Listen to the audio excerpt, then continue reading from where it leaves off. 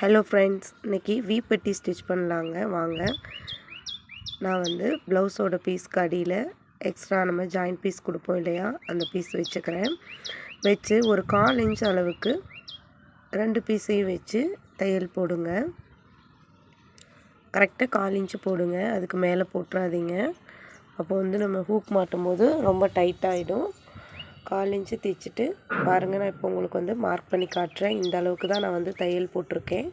அந்த கிளாத்தை அப்படியே திருப்பி மேல் பக்கம் கொண்டு வந்துடுங்க.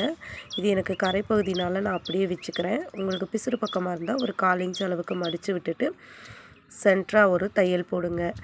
நம்ம எப்படி சென்டராக தையல் போடணுன்னு பார்த்தீங்கன்னா, நம்ம ஏற்கனவே கைடு அளவுக்கு தைச்சிருப்போம் இல்லையா, அந்த தையல் மேலே தையல்லேருந்து ஒரு நூல் அளவுக்கு எக்ஸ்ட்ரா கிளாத்தை தனியாக வைங்க. பாருங்கள், நான் இப்போ இந்த அளவுக்கு தைச்சிருக்கேன். அதுலேருந்து ஒரு நூல் அளவுக்கு துணியை முன்பக்கம் வச்சு ஃபஸ்ட்டு ஒரு டாட்டு, 2வது டாட் கிட்ட ஒரு டாட்டு, பட்டி ஜாயிண்ட் கிட்ட ஒரு டாட்டு, பட்டியோட எண்டுக்கும் பட்டி ஜாயிண்ட்டுக்கும் சென்டராக ஒரு டாட் நம்ம வச்சுருக்குறோம். இவ்வளோதாங்க. இது போல் 5 டாட் மார்க் பண்ணிக்கோங்க. இந்த மாதிரி நீங்கள் மார்க் பண்ணிவிட்டு ஸ்டிச் பண்ணிங்க அப்படின்னா ப்ளவுஸ் ஹூக் மாட்டும்போது ரொம்ப சூப்பராக ஃபிட்டிங்காக வரும். டாட் ரெண்டு முறை நல்லா டேன் பண்ணி ஒவ்வொரு ஷேப்லேயும் கொடுங்க.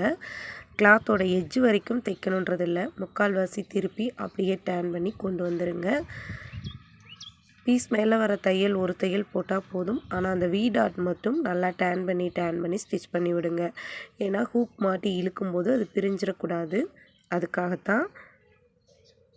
இது போல் 5 கொக்கியும் தேய்ச்சி விட்டுருங்க. ஃபஸ்ட்டு ஒரு கொக்கி, 2வது டாட் கிட்ட ஒரு கொக்கி, பட்டி ஜாயிண்ட்டு கிட்ட 1, லாஸ்ட் கொக்கி இடுப்பு பகுதியில், அப்புறம் பட்டிக்கு சென்டராக 1. இந்த மாதிரி 5 டாட் மார்க் பண்ணி தைச்சிக்கோங்க. நன்றி.